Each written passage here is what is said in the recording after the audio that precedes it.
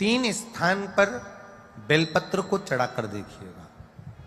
अगर आपको लगे कि मैंने व्यापार बदल लिया, एक बार बदला, कई लोग ऐसे भी होते हैं जो पैसा इकट्ठा करते हैं, धन एकत्रित करते हैं, और कोई व्यापार ऐसा कर लेते हैं जिस व्यापार में धन चले जाता है तो वो धन वापिस नहीं आता महाराज, वो व्यापार का धन वापिस नहीं आ पाता। तो बड़े दुखी होता है कि भाई मेरा गया हुआ पैसा नहीं आ रहा, मैं बड़ा कष्ट में हूं, मेरा खुद का ही आ जाए ना तो मैं निहाल हो जाऊं, मेरा अपना ही नहीं आ रहा जो गया हुआ है, तो मैं क्या वर्णन करूं, उसको क्या कहूं। उनके लिए भी ये प्रयोग, ये शिव विद्येश्वर संहिता का ये भाव बड़ा सुंदर है महाराज। आप व्यापार पर व्यापार बदल कर देख लिए, धन भी हमारा कहीं डूब गया, आ नहीं रहा है, तो प्रयास करना 3 स्थान पर चढ़ाई गई बेलपत्र हमें सुख का अनुभव करा देती। बहुत ध्यान लगाइए। पहला, अशोक सुंदरी की जगह। अब ये बेलपत्र जब भी आप चढ़ाएंगे तो रविवार की अगर प्रदोष पड़ जाए, कौन से दिन? रविवार की प्रदोष के दिन ये प्रयोग अवश्य कर कर देखिएगा। ज्यादा बार नहीं करना है, केवल एक ही बार करना, बाबा उस स्वयं कृपा करेगा। अपने मंदिर में, अर्थात अपने घर के पास कोई मंदिर हो, शिवालय हो, देवालय हो, जहां शंकर भगवान विराजमान हो, शिवलिंग हो, ऐसी जगह पर अवश्य करें। हमें कहीं दूर जाकर ये प्रयोग नहीं करना है, अपने अपने शिवालय, अपने जो घर के आसपास में शिवालय हो वो। एक बेलपत्र अशोक सुंदरी वाली जगह।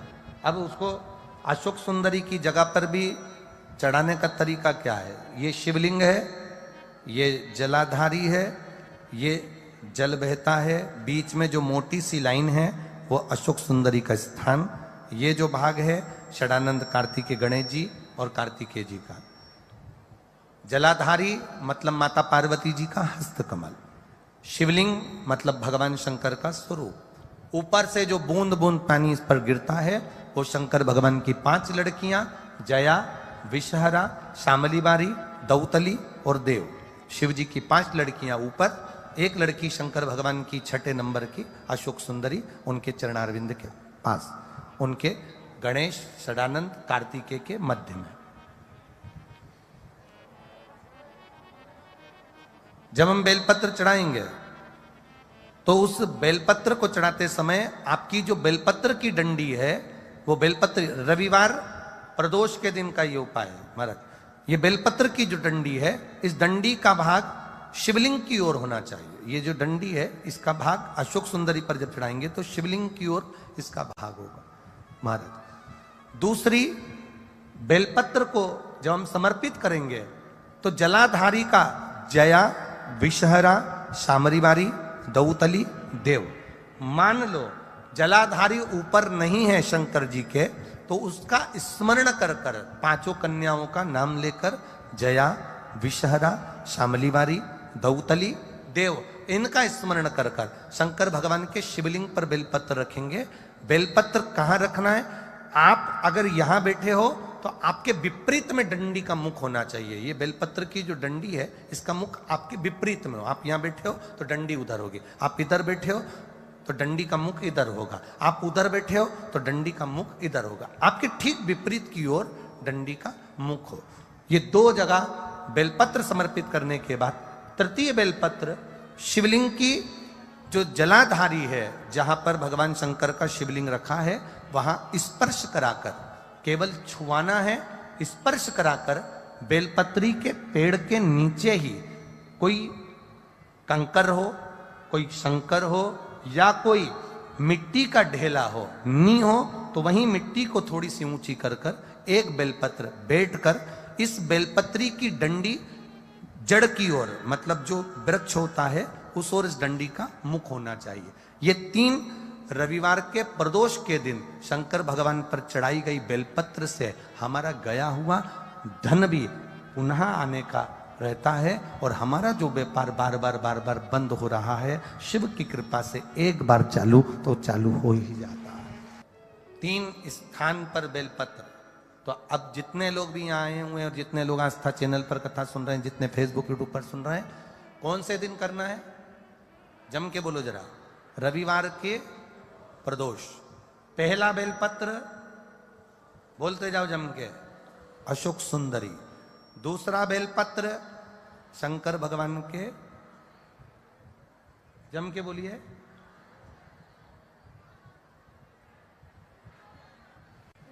जम के बोलो जरा।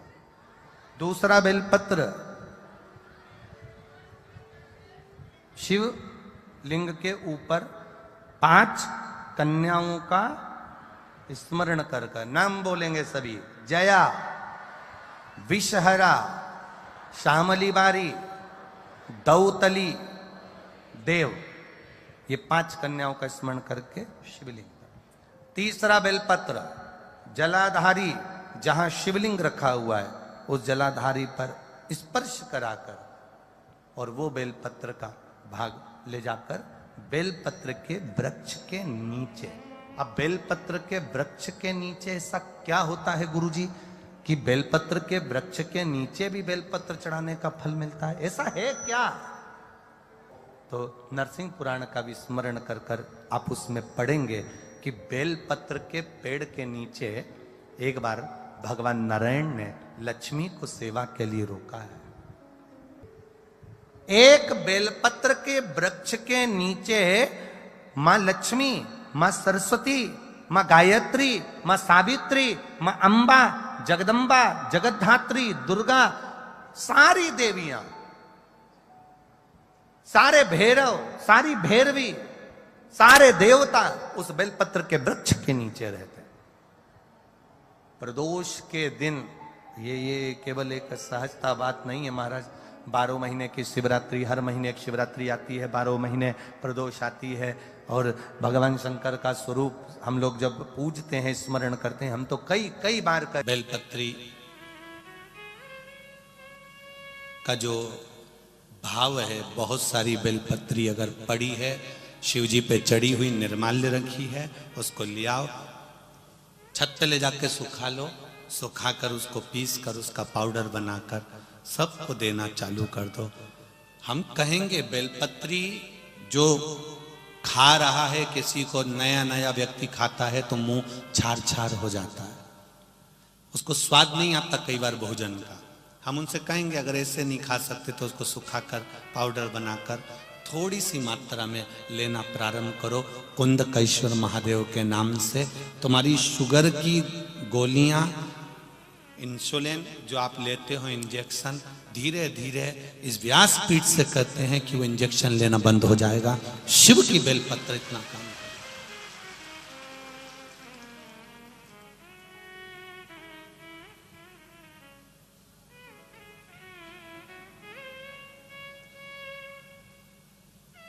करो, भजन उसका। डॉक्टर को भी चेक करवाते रहो, उनकी दवाई नहीं छोड़ना, अपन को दवाई खाते रहो। जब बेलपत्री अपना असर देना चालू कर दे फिर दवाइयां धीरे धीरे कम करें।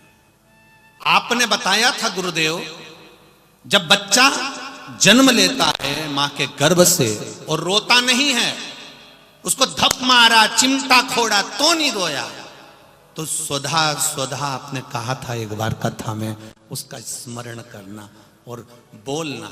तो वो सिस्टर अगर बैठी होंगी तो वो खड़ी हो, उन्होंने पत्र में लिखा है, हो गई खड़ी गया, कहाँ है? अच्छा दोनों हाथ हिला दो एक बार। श्री शिवाय नमस्तुभ्यम, श्री शिवाय नमस्तुभ्यम। अच्छा आप मिल गई, पत्र ढूंढना नहीं पड़ेगा, धन्यवाद, बहुत बहुत धन्यवाद।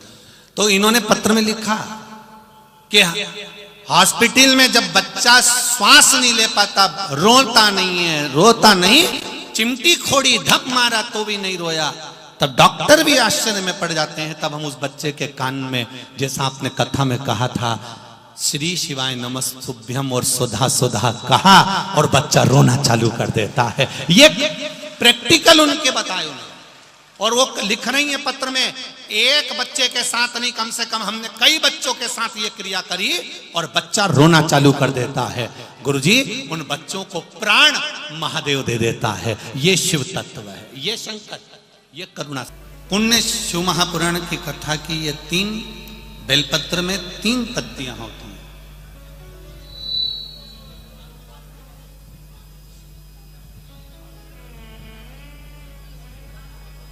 ये 3 पत्तियां शिव महापुराण की कथा कहती है, जब हम देवाधिदेव महादेव को समर्पित करते हैं,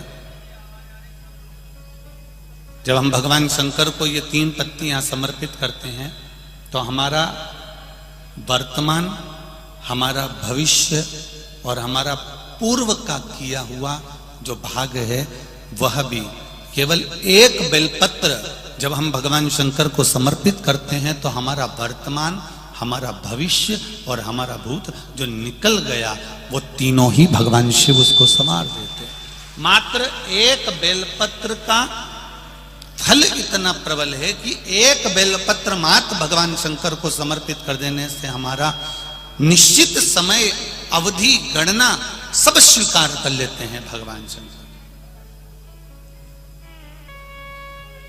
एक बेलपत्र की 3 पत्तियां नहीं है। एक बेलपत्र में जो ब्रह्मा विष्णु महेश हैं, एक बेलपत्र में जो हमारा जीवन है, एक बेलपत्र में जो हमारे देव अधिदेव महादेव विराजमान है, एक बेलपत्र में जो माँ जगज्जननी दुर्गा भवानी विराजमान है, एक बेलपत्र में जो नारायण लक्ष्मी विराजमान है, एक बेलपत्र में जो ब्रह्मा ब्रह्माणी विराजमान है, एक बेलपत्र के अंतर्गत जो मेरे देव अधिदेव महादेव की 64 योगनियां विराजमान है, एक बेलपत्र के अंतर्गत 33 कोटि देवी देवता विराजमान है, एक बेलपत्र के अंतर्गत संपूर्ण ब्रह्मांड का सुख विराजमान है। वो बेलपत्र कोई साधारण नहीं होती।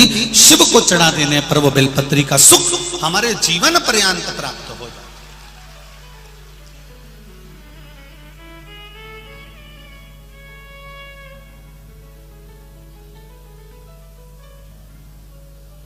केवल एक बेलपत्र हमने जो देवाधिदेव महादेव को समर्पित करी, उसका सुख हमको अपार सुख प्रदान कर देता।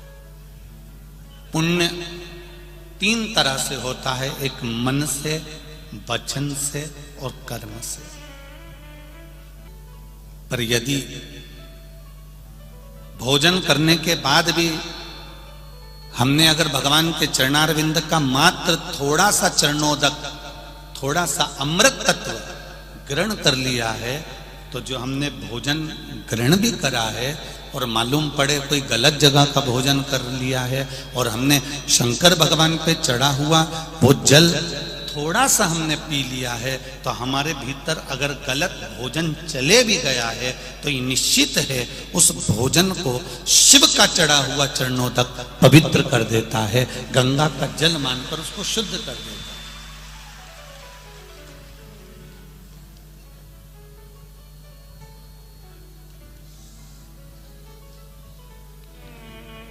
दो विष होते हैं,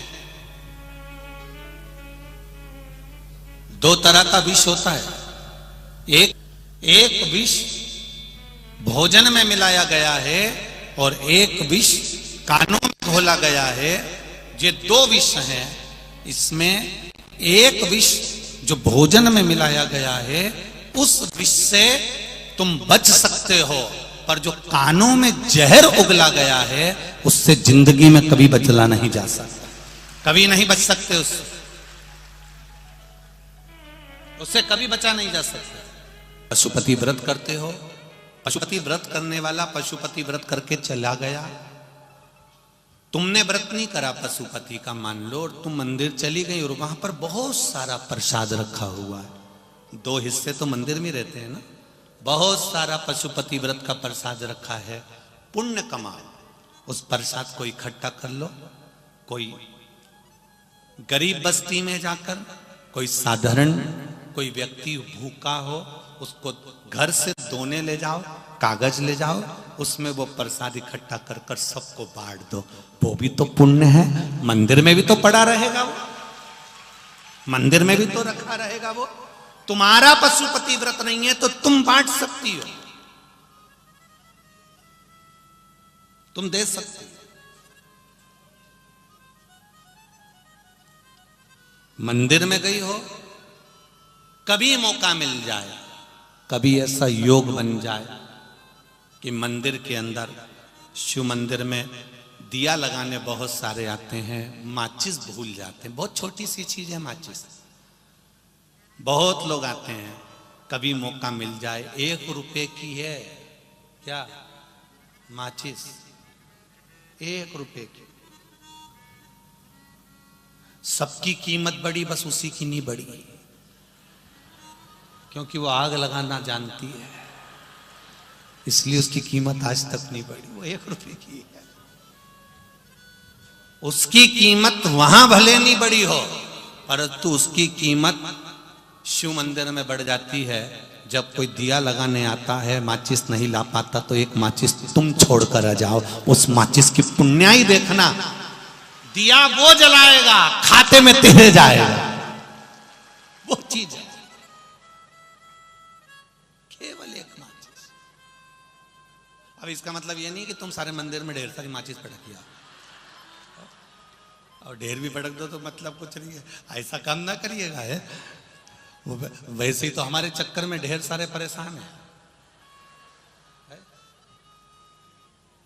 और नहीं तो अभी तुम कोई और ये मत कह देना किसी और वाला महाराज ने कहा कि माचिस ही शंकर जी पे चढ़ा दो, लोग तो लोग अब कुछ का कुछ निकाल लें। अरे भाई वहां पंडित जी को या किसी को कह दो ये माचिस रखिए, गुरुजी कोई को नहीं मिले तो ये यहाँ रख के जा रही हूं, ये दे दे।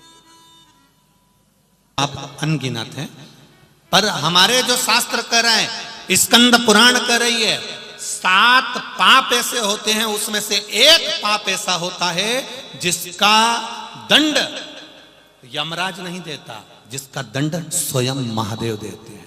7 पाप में से एक पाप का दंड स्वयं महादेव को देना पड़ता है। वो कौन सा पाप है? 7 पाप में से एक पाप ऐसा है, स्कंद पुराण कर रही है, स्कंद पुराण वर्णन कर रही है, 7 पाप में से एक पाप ऐसा है जिसका दंड यमराज नहीं देता, धर्मराज नहीं देता, चित्रगुप्त महाराज नहीं देते, नरक में जाकर नहीं भोगना पड़ता, स्वयं महाकाल उसका दंड देते हैं। और ऐसा ऐसा भुगताते हैं, ऐसा ऐसा भुगताते हैं कि शरीर भी रहता है और भोगना भी पड़ता है, कष्ट भी भोगना पड़ता है। वो केवल 7 पाप में से एक पाप है। और जिंदगी में उस पाप को याद रखना, वो 7 पाप में से कौन सा पाप है जिसका दंड स्वयं महादेव भुगताते हैं। अब लोग कहेंगे गुरुजी ये पाप का दंड तो यमराज को भुगताना चाहिए, धर्मराज को भुगताना चाहिए, चित्रगुप्त को भुगताना चाहिए, फिर भगवान महादेव क्यों भुगताते हैं? शंकर भगवान कर रहे हैं 7 पाप में से स्कंद पुराण कहती है एक पाप ऐसा है जिसका भोग भगवान देवाधिदेव महादेव मरने से पहले भुगता देते हैं, मृत्यु से पहले भुगताते हैं। वो कौन सा पाप है? किसी गर्भवती नारी को और रजो धर्म वाली नारी को, गाली बकने वाले व्यक्ति को, अपशब्द कहने वाले व्यक्ति को मरने से पहले शंकर भुगताता जरूर है, ये निश्चित है। कौन को? जम के बोलिए जरा, जरा जम के बोलो, जरा मालेगांव वालों, ये कथा बड़ी विचित्र है स्कंद पुराण की, जरा इसका स्मरण करिएगा। कौन को? गर्भवती नारी। कोई नारी गर्भ से है, कोई स्त्री गर्भ से है, उसको कोई ने अपशब्द कह दिया, गाली दे दिया, ताना दे दिया, खूब आड़ा टेढ़ा बोला, खूब गालियां दी, जिसने दिया वो तैयारी कर कर बैठ जाना कि मरने से पहले तुझे भुगतना पड़ेगा। कोई रजो धर्म से है, रजस्वला है, 7 दिन तक 5 दिन तक नारी काम नहीं कर पाती है, 5 दिन 7 दिन मंदिर में नहीं जाती है। रजो धर्म के समय पर अगर उस नारी को किसी ने गाली दी है, अपशब्द कहा है, ताने दिए हैं, कोई ने आड़ा टेढ़ा बोला है, उसको भुगतना पड़ता ही है। 7 पाप में से एक पाप ऐसा है जो महादेव मरने से पहले भुगता देता। मेरा माताओं से एक निवेदन है, देवरानी जेठानियों से भी निवेदन है, परिवार के लोगों से भी निवेदन है, जब नारी रजस्वला धर्म में रहे, रजो धर्म में रहे, 5 दिन वो काम नहीं कर पाती है, उस समय पर तुम्हारा मुंह नहीं फूलना चाहिए, तुम्हें अपशब्द नहीं कहना चाहिए। घर में अगर काम करना हो तो करो, नहीं तो अपशब्द मत कहो। देवरानी रजो धर्म से हो गई, जेठानी का मुंह फूल गया, 4-4 बच्चों का रोटी में बनाऊं, टिफिन में बनाऊं, स्कूल में भेजूं, ये काम में करूं, वो काम में भेरूं, और ये महारानी जी बैठ गई। तैयारी कर ले कमला, तैयारी कर, तेरा क्या होगा रे कालिया, तैयारी।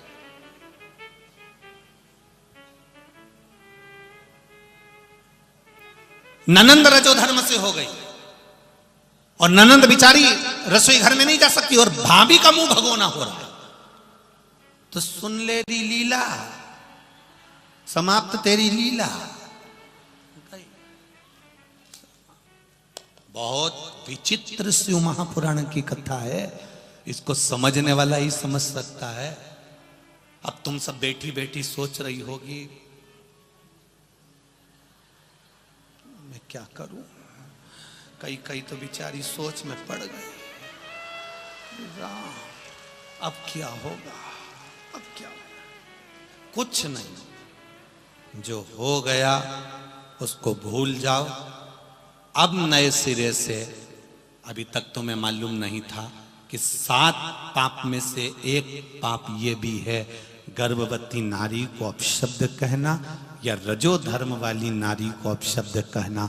7 पाप में से ये वाला पाप मेरे महादेव भुगताएं, उससे अच्छा है अब मैं कभी भी, भले मुझसे बनेगा उतना काम कर लूंगी, पर कभी मुंह नहीं फुलाऊंगी, कभी अपशब्द नहीं कहूंगी, कभी गाली नहीं, कभी आड़ा टेढ़ा नहीं बोलना। क्या विचार है री मालेगांव वाली?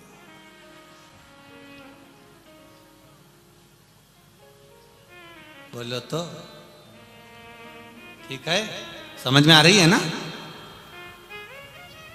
बस उस कथा को हमें समझना है, उस विचार को। 5 दिन 7 दिन नारी रजो धर्म में होती है तो उसको सही से भोजन भी नहीं प्राप्त हो पाता है। कई जगह पर तो इतना टेंशन हो जाता है। बोलो सही है कि गलत है? सही है ना? कई बार ऐसा होता है उसके साथ में कि उसको भोजन तक नहीं मिल पाता सही से। मेरा निवेदन, शिव महापुराण की कथा से हमको सीखना है, हम कहीं ये गलती तो नहीं कर रहे हैं, हम कहीं इस गलती में तो नहीं है। श्रेष्ठ कर्म की ओर, श्रेष्ठता की कथा करें।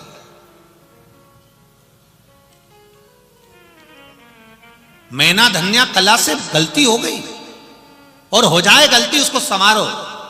गलती हो गई ना पूर्व में, जो हो गया उसको भूल जाओ, अब नए सिरे से अपने जीवन का आनंद लीजिए। हो गई गलती जो होना था, अब उसको सुधारने का प्रयास करें, सत्कर्म करने का प्रयास करें। महाराज शिव महापुराण की कथा कर रही है, भगवान शंकर का संवाद कर रहा है।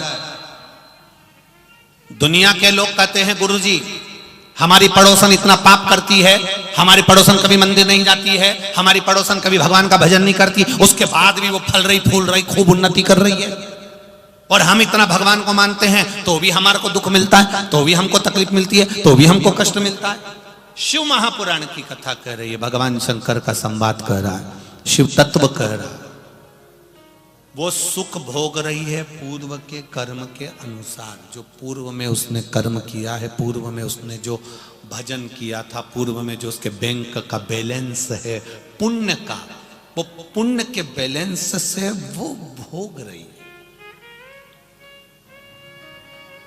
पूर्व के पुण्य से, आज के पुण्य से नहीं। आज के पुण्य का तो बाद में भोगेगी जब मालूम पड़ेगा उसको, आज के हिसाब से जब भोगेगी जब मालूम, पूर्व के पुण्य के अनुसार।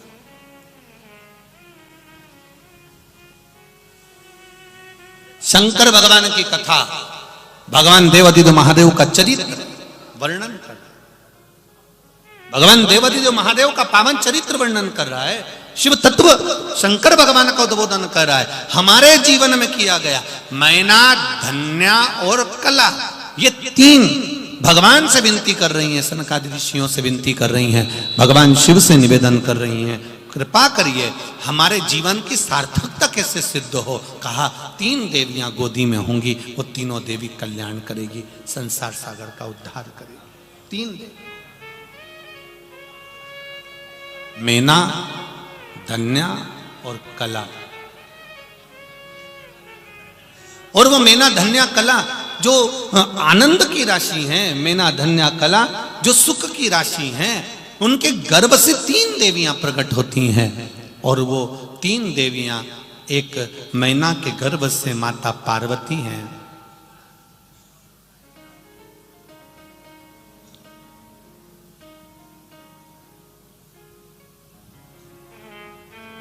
सुनैना जी के गर्भ से गोद में माता जानकी जी हैं और कला कीर्ति के गोद में स्वयं राधिका जी है, राधा रानी है। ये सुख है हमारा, ये आनंद है। भगवान शंकर की पावन चरित्र का मैना धन्या कला, तीनों के गर्भ से 3 देवियां प्रकट हुई और तीनों देवियां सत्कर्म का मार्ग प्रशस्त करने वाली थी। भगवान शिव की एक आनंद का मार्ग प्रशस्त करने वाली थी। शिव कथा कह रही है, भगवान शंकर का पावन चरित्र कह रहा है। समय आता है मां पार्वती मैया के जन्म से पहले, प्रागट्यता से पहले मां सती का प्रागट्य होता है। और वो माता सती जो शिव भगवान की आराधना में लीन रहती हैं, पर उनका जो पिता है, उनके जो पिता है, वो भगवान शंकर से बैर भाव रखते हैं। एक बात पहले भी कथा में कही, आज फिर कर, निंदा चुगली एक ऐसा जहर है जिस जहर के कारणवश दूसरे का पाप हम अपने माथे पर ले लेते। एक बड़ा सुंदर संवाद होता है। एक राजा ने एक ब्राह्मणों का बहुत भोज रख दिया और ब्राह्मणों का भोजन होना था। सारे ब्राह्मणों को भोजन करने के लिए बुलाया। सारे ब्राह्मण भोजन करने आए। उससे पहले अब इतना भोजन बनना है तो खुले में भोजन बन रहा था। अब खुले में अगर भोजन बन रहा है, इतना भोजन तैयार हो रहा है, तो वहां खीर बन रही थी और खीर बनते बनते एक चील उड़ती हुई गई। उसने एक सांप को पकड़ा और सांप को पकड़कर वो चील लेकर चलते। सांप चील जब लेकर जा रही थी तो सांप ने विचार करा कि एक बार जम के फुनकारता हूं तो ये चील मुझे छोड़ देगी। और सांप ने जम के उसको फुनकारा, अपना विष उगला।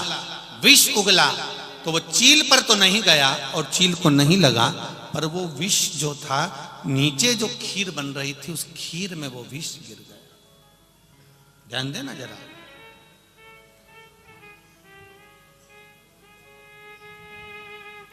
वो विष खीर में गिर गया। ब्राह्मणों का भोजन चल रहा था, हजारों ब्राह्मण भोजन करने आए थे, सब मर गए। सारे के प्राण चले गए। सब ब्राह्मण जब मारे गए, राजा बैठा हुआ विचार कर रहा है, ये कैसे हो गया, इतना विष कैसे आ गया। सांप का उगला हुआ विष खीर में गिरना, मरना। अब जितनी चिंता राजा को थी, उससे ज्यादा चिंता धर्मराज को थी। उधर यमराज, धर्मराज, चित्रगुप्त महाराज और सारे देवताओं ने मीटिंग करी और मीटिंग कर कर विचार करा कि इतने हजारों ब्राह्मण मरे हैं, इन ब्राह्मणों के मरने की ब्राह्म हत्या, ब्राह्मण की हत्या का दोष किसको लगाया जाए।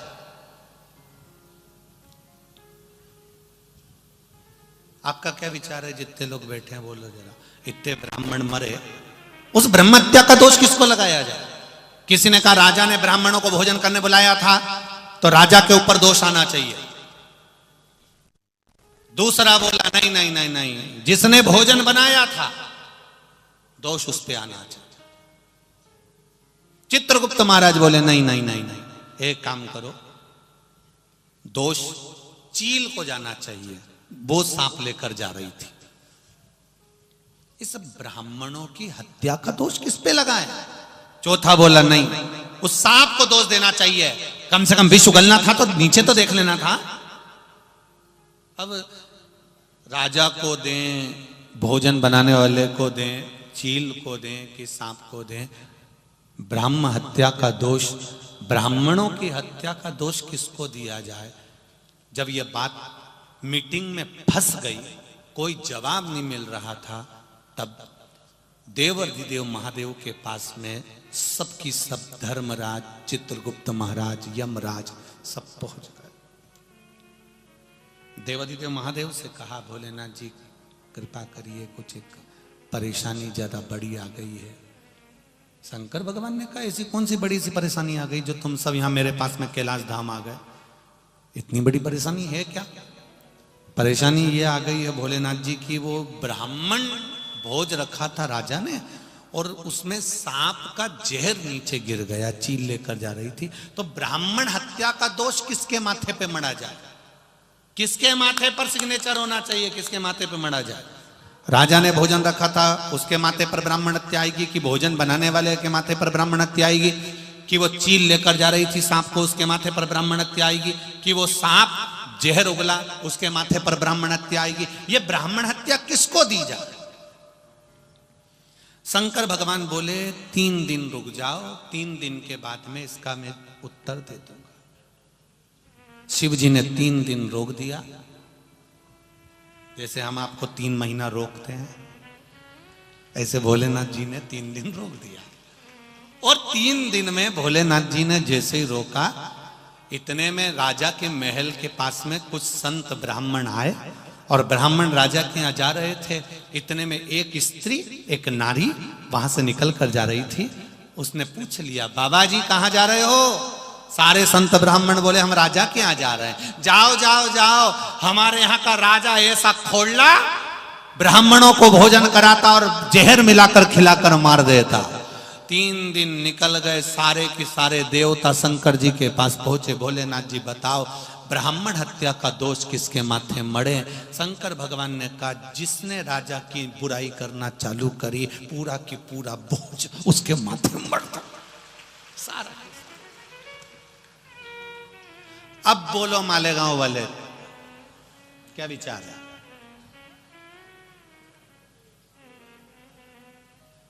निंदा हम जिसकी करते हैं, निंदा हम जिसकी कर रहे होते हैं, उसका पूरा पाप हमारे माथे पर चढ़ जाता है, और हमारा पुण्य उसके माथे पर चला जाता है, पूरा पुण्य।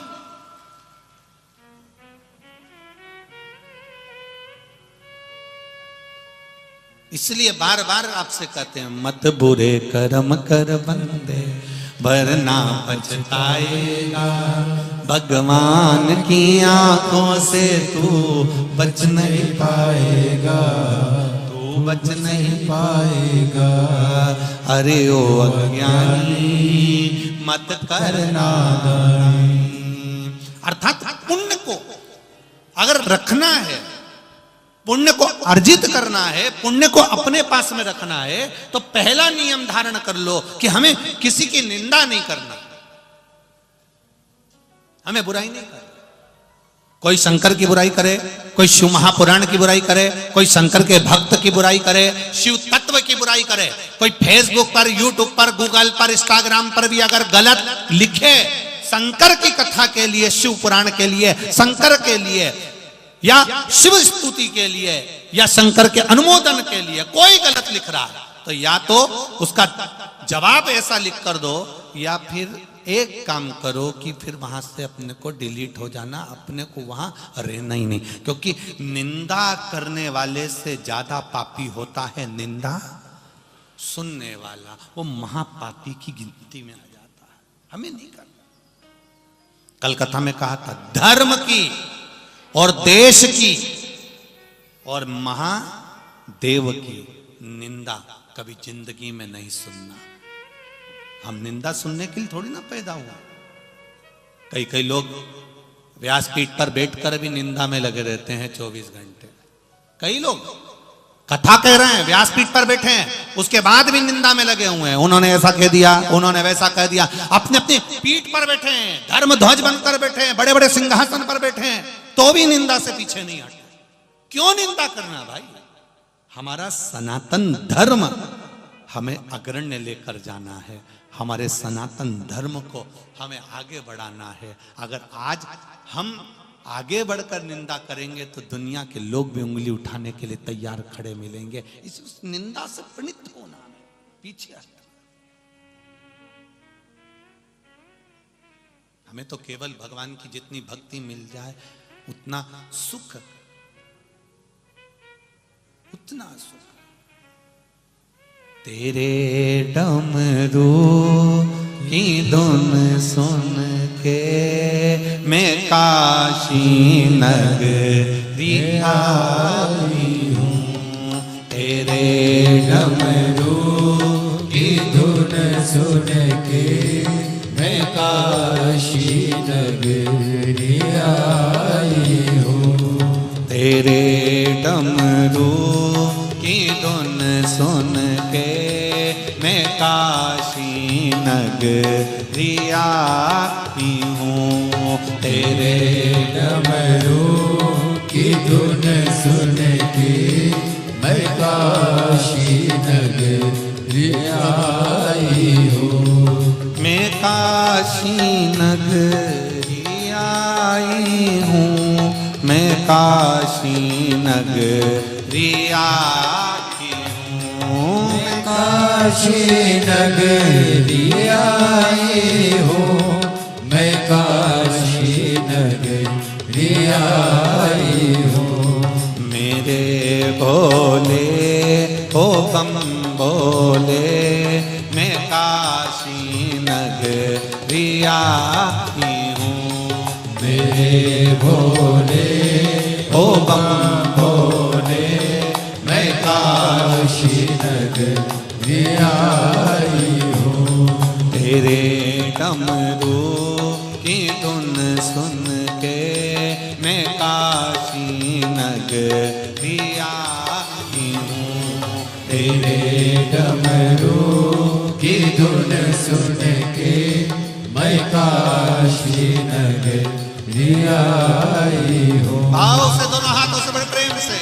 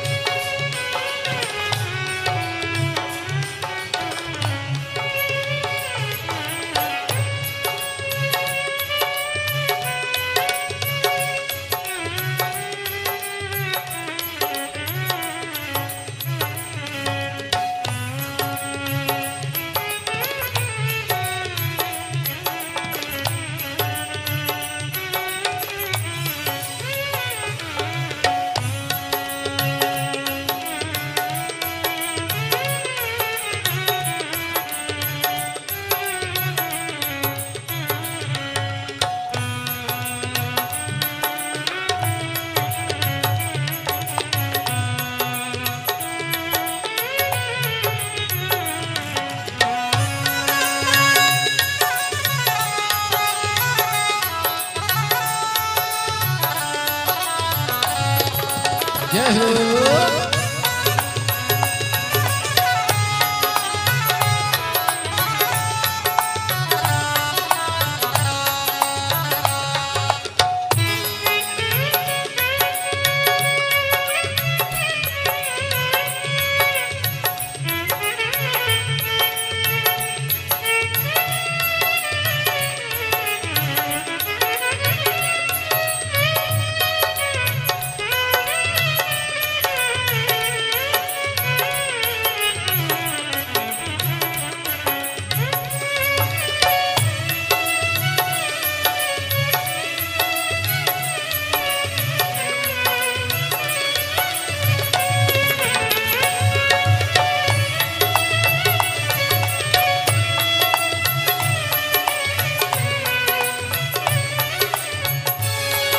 सुना है हमने ओ भोले तेरी काशी में गंगा है। सुना है हमने ओ भोले तेरी काशी में गंगा है। सुना है हमने ओ भोले तेरी काशी में गंगा है। सुना है हमने ओ भोले तेरी काशी में गंगा है। उसी गंगा में नहाने को मैं काशी नगरी आई हूँ। उसी गंगा को गाने को मैं काशी नगरी आई हूँ। मेरे बोले ओ बम बोले मैं काशी नगरी आई हूँ। मेरे भोले ओ बम भोले मैं काशी नगरी आई हूँ।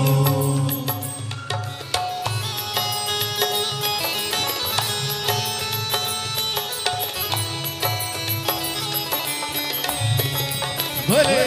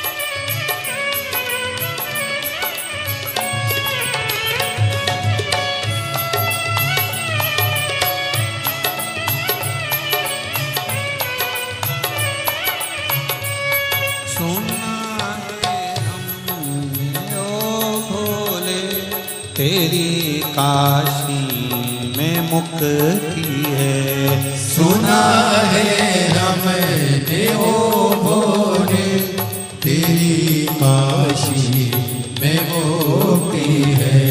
सुना है हमने ओ भोले तेरी काशी में मुक्ति है।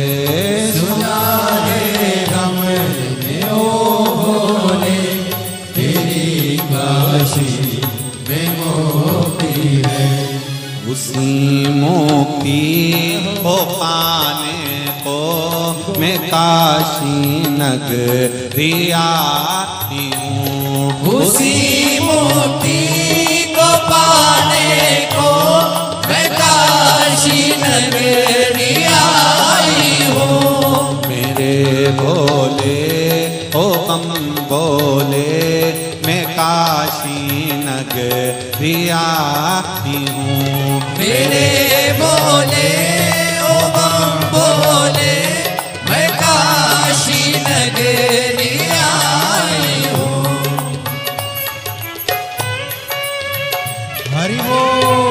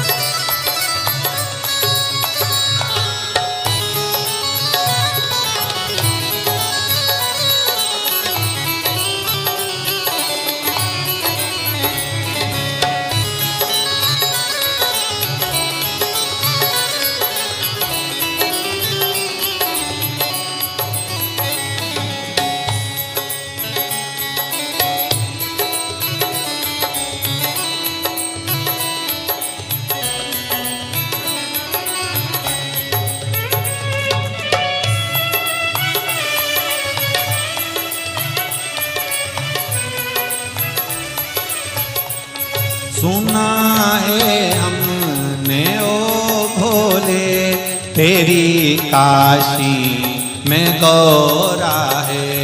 सुना है हमने ओ भोले तेरी काशी में गौरा है।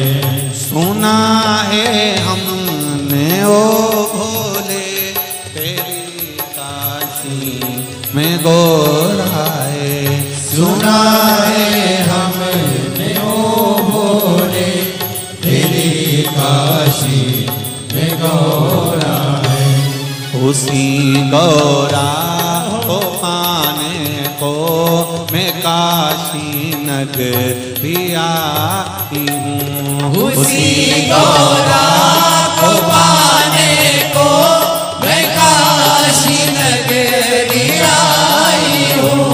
मेरे बोले ओ बम बोले मैं काशी नगरी आई हूँ। मेरे बोले ओ बम बोले मैं काशी नगरी आई हूँ। मेरे बोले ओ बम बोले मैं काशी नगरी आई हूँ। मेरे बोले ओ बम बोले मैं काशी नगरी आई हूँ।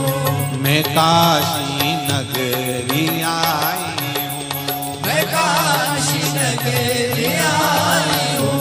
मैं काशी नगरी आई मैं काशी नगरी आई हूँ। हर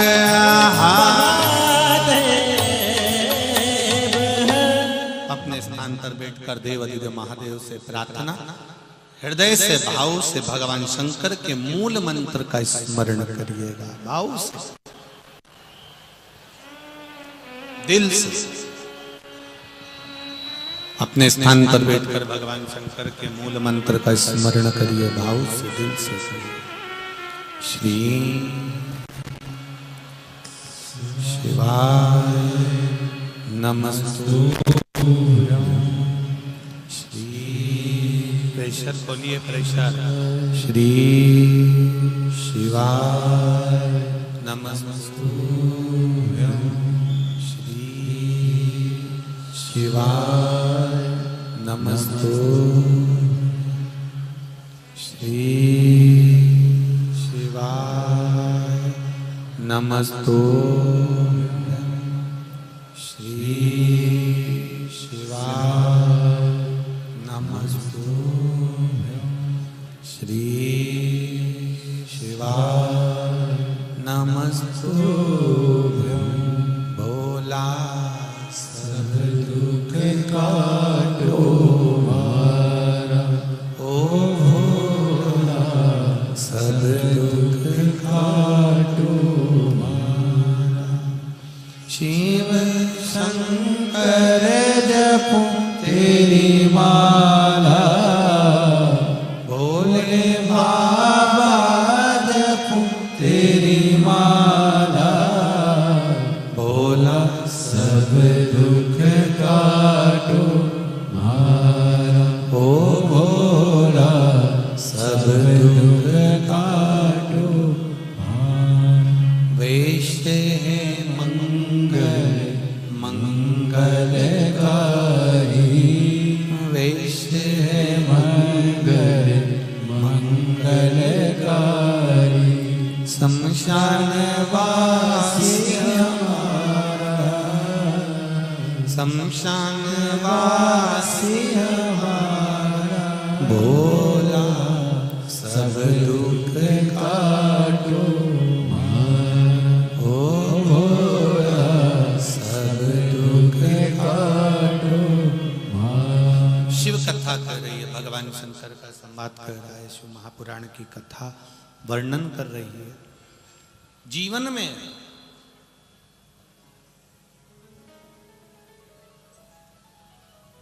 कभी मौका मिल जाए सत्कर्म करने का तो अवश्य करो।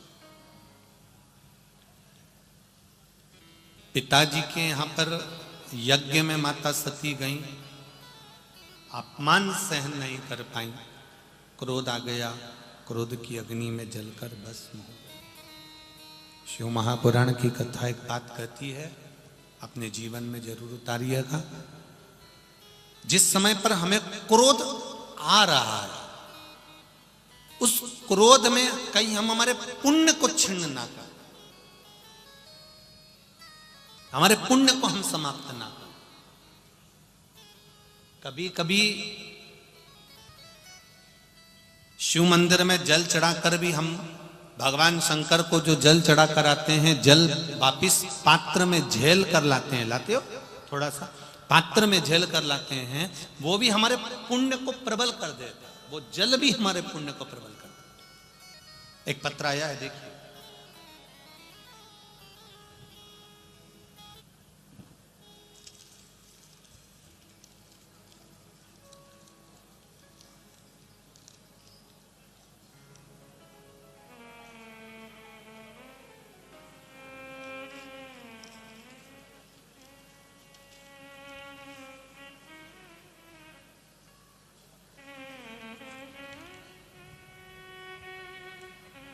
माया विलास गोसावी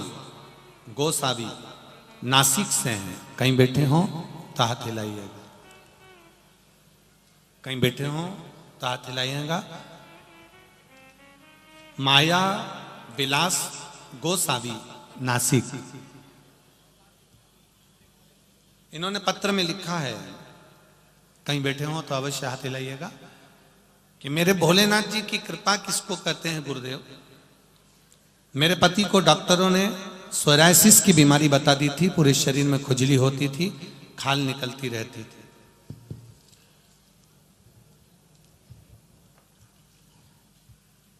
सोरायसिस की बीमारी बता दी, खुजली रहती, शरीर में से खराब चमड़ी निकलती रहती। डॉक्टर बड़े, सभी डॉक्टरों का इलाज करवाया पर कोई अंतर नहीं आया। नासिक, पूना, औरंगाबाद, मनमाड़, सभी हॉस्पिटल में दिखाया, फिर भी कोई इलाज नहीं हुआ। फिर आस्था चैनल पर कथा सुनी और पशुपतिनाथ का व्रत चालू करा। भगवान पर चढ़ाया हुआ एक लोटा जल लाती, शिवजी को चढ़ाती, वही जल लेकर आ जाती, और वो जल भगवान शंकर को कहकर औषधि के रूप में कुंदकेश्वर महादेव का नाम लेकर आती, कुंदकेश्वर महादेव का नाम लेकर आती, बेलपत्री लाती, और बाबा की कृपा से मैं अपने पति को दे देती। बाबा की कृपा ऐसी हुई गुरुदेव कि जो दवाइयां कहीं काम नहीं करी, वो बेलपत्री ने काम कर दिया, और मेरे पति आज पूर्ण तरह से ठीक हो चुके हैं। यहाँ कथा में प्रणाम करने के लिए आए हैं। कहीं बैठे हो तो अवश्य हाथ हिलाइएगा। श्री शिवाय नमस्ते। बैठे हैं इधर, शंकर भगवान की जय हो। हर हर महादेव। एक पत्र और बड़ा सुंदर देखिए गुरुजी।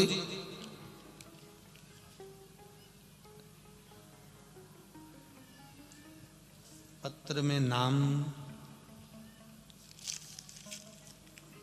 सुनीता सुषमा सोनबड़े धूलिया से हैं। कहीं बैठे हो तो हाथ हिलाइएगा। जहां कहीं भी बैठी हो हाथ अवश्य हिलाइएगा, कहीं बैठी हो तो। सुनीता सुभाष सोनबड़े, मुकाम पोस्ट जिला धूलिया। आपने पत्र में लिखा है, अच्छा पीछे हैं, हाँ दोनों हाथ ऐसे हिला दो बहन एक बार जी। श्री शिवाय नमस्तुभ्यम। भोले बाबा की कृपा का क्या बखान करूं गुरुदेव। गर्भाशय में गठान हो गई थी, उस गठान का चेकअप कराया गया तो कैंसर था। मेरा पूना में 6 में ONP हॉस्पिटल में ऑपरेशन किया, लेकिन कोई आराम नहीं मिला और वो कैंसर शरीर में रहा। महीने भर इलाज चलता रहा पर कोई उसमें अंतर नहीं आया गुरुदेव। गठान वैसी की वैसी ही रही, और फिर एक गठान का ऑपरेट होकर दूसरी गठान का वर्णन हुआ, वो गठान भी वैसी ही कैंसर की रही। ऑपरेशन कितने करवाते गुरुदेव, ऑपरेशन कराना पड़ेगा ये डॉक्टर फिर बोले, तब किसी ने कहा कि शंकर जी पे चढ़ा हुआ जल और बेलपत्री को खाना प्रारंभ करो। मैंने डॉक्टर की दवाई भी ली, शिव जी को समर्पित करी और मैं अपने घर आई। शिव जी पर चढ़ा हुआ 1 लोटा जल और जल बाबा की कृपा से मैंने लेना चालू करा। बाबा की ऐसी कृपा हुई गुरुदेव, भगवान की कृपा से, शिव की कृपा से जल चढ़ाया हुआ पीना चालू करा और बेलपत्र खाना चालू करी। आज की स्थिति में मेरा कैंसर समाप्त हो चुका है और मैं पूर्ण तरह से ठीक हूं। ये शिव तत्व है, ये शंकर अवघड़ी है। बैठिए बहन। श्री शिवाय नमस्तुभ्यम।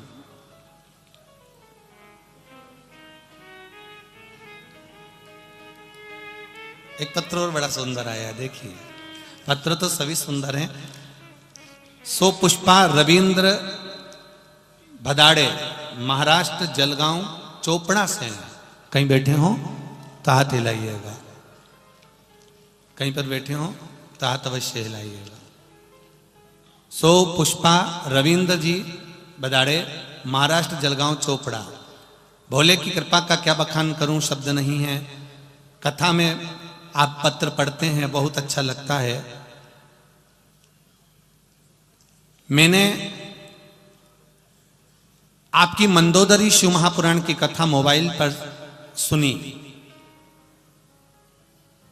बाबा की कृपा से मेरे यहां संतान नहीं थी और बाबा ने ऐसी कृपा करी, मैंने मोबाइल के सामने ही संकल्प ले लिया कि मैंने 7 दिन की पूरी कथा सुन रही हूं। बाबा ऐसी कृपा करना। बाबा मेरी बेटी के घर संतान नहीं थी, तो बाबा ऐसी कृपा करना कि उसके संतान हो जाए। और बाबा की कृपा ऐसी हुई। कथा सुनी, आपने सफेद आंकड़े की जड़ का प्रयोग बताया और मैंने बेटी से वो प्रयोग करवाया।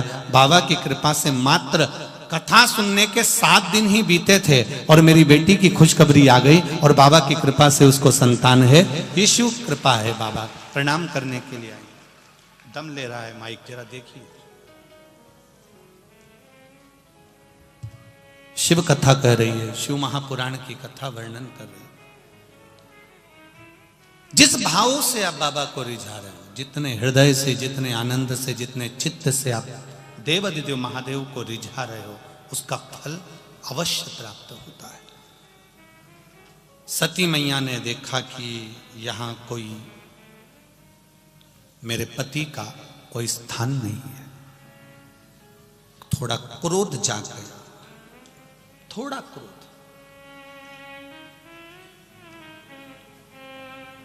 और वो क्रोध